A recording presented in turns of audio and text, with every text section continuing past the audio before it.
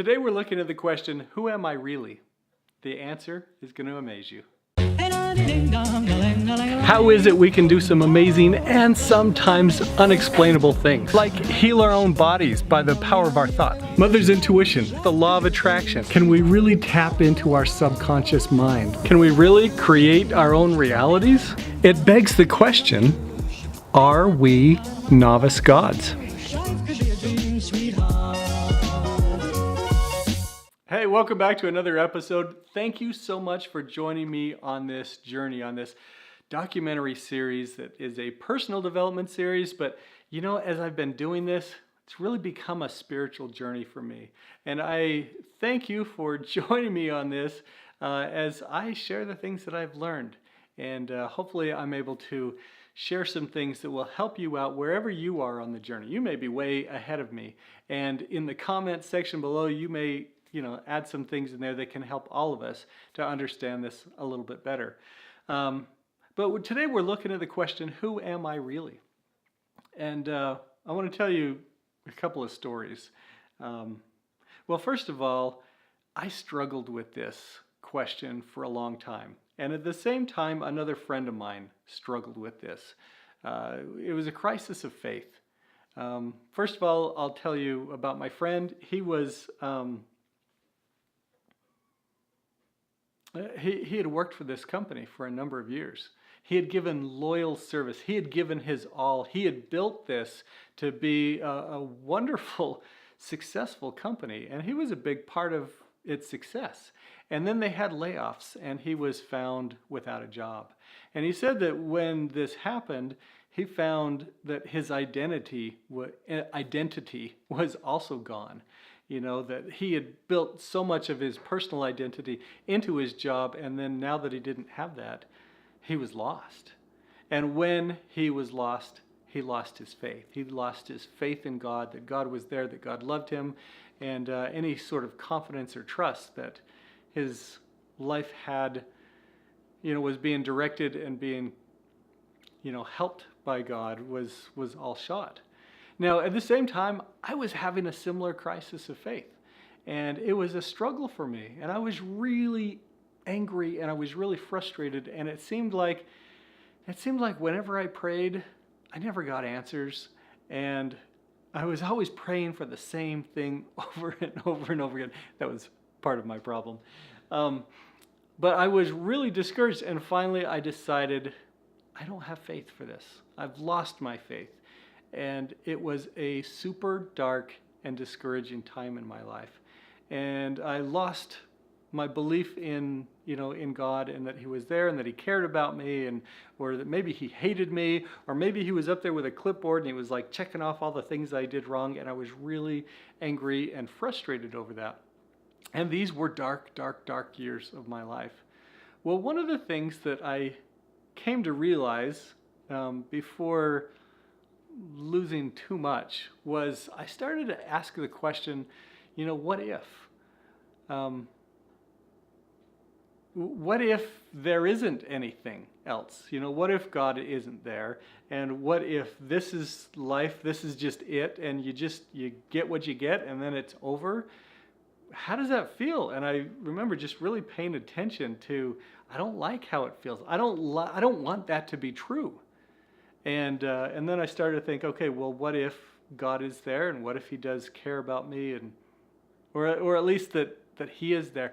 Anyway, as I started to ask these questions, I found out that it was just much better to believe. There's just so much more hope. There's so much more possibility when you believe.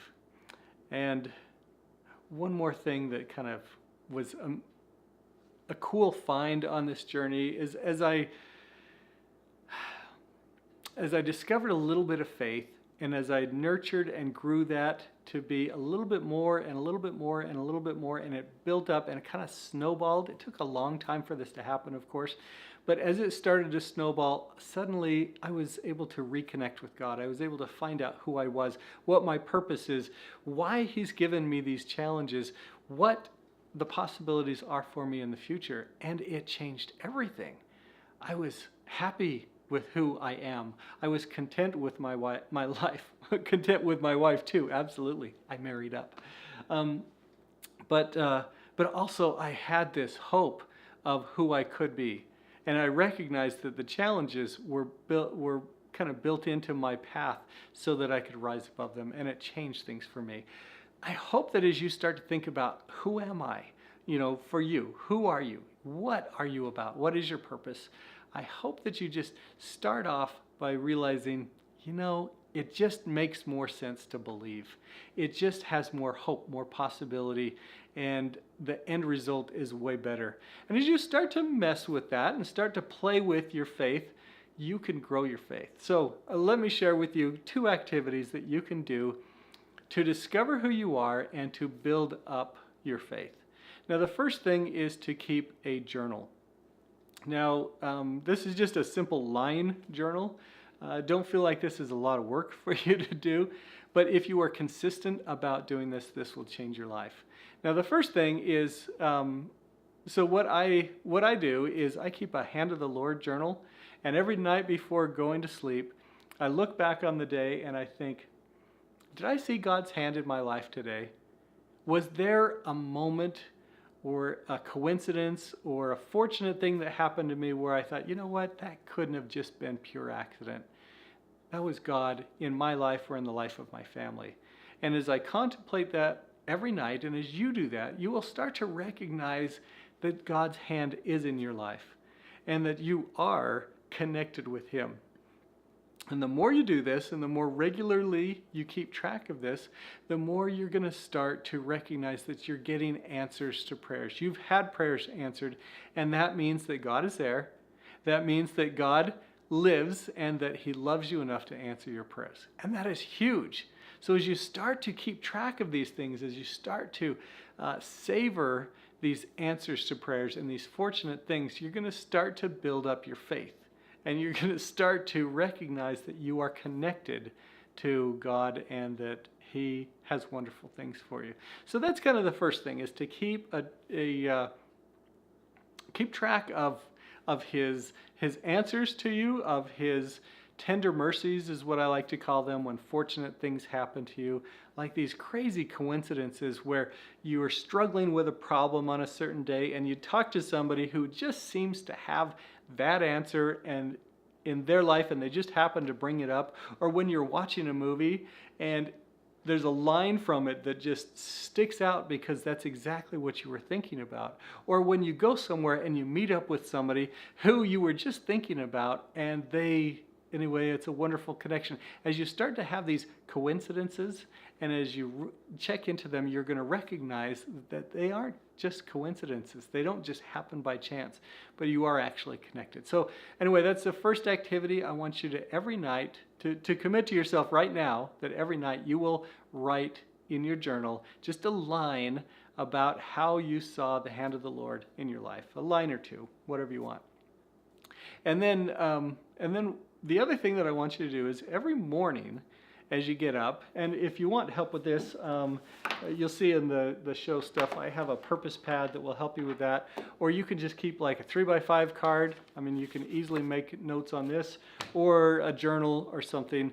But what I want you to do is keep track of the questions you are asking to God.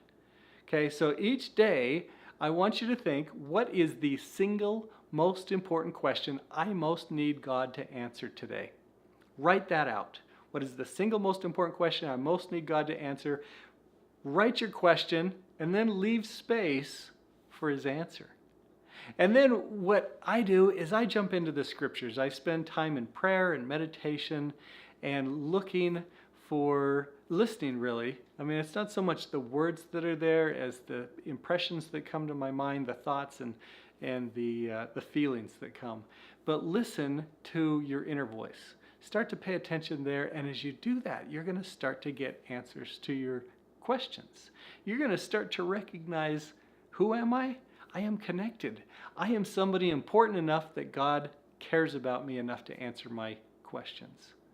I hope that you do that. I hope that as you are wrestling with this question of who am I really? What am I about? Check out this whole documentary series. That is what the whole journey is about, is figuring out, do we have, and it's built on the assumption that yes, we do have that connection with him, but it's figuring out how to look at all the evidences that show just how connected to him we are, how much he cares about us, how much he loves us, and how great our lives are because of that. Anyway, I hope that as you start to ask those questions about who you are and what you're about, I hope that you put a few of those activities into place, that you can start getting answers and start recognizing his hand in your life. What can you add? Now, are you ready to join the conversation? Are you willing to add your voice, your thoughts, your ideas, your impressions? If so, add them in the comment section below. We need your voice. Now, if you have been inspired to take action, don't let an impression slip by. Train yourself to listen to and follow your inner voice. Of course, the best place to take action is at scottwilhite.com, because if you join me for a free web class, you will receive a copy of my Purpose Planner, the tool you've been missing that will help you uncover your purpose. What if you are a God in the making? That would mean there's purpose to your life, meaning to your challenges. You have a great work to do. May you have the courage, faith, and power to become who you were truly meant to be. See you next time.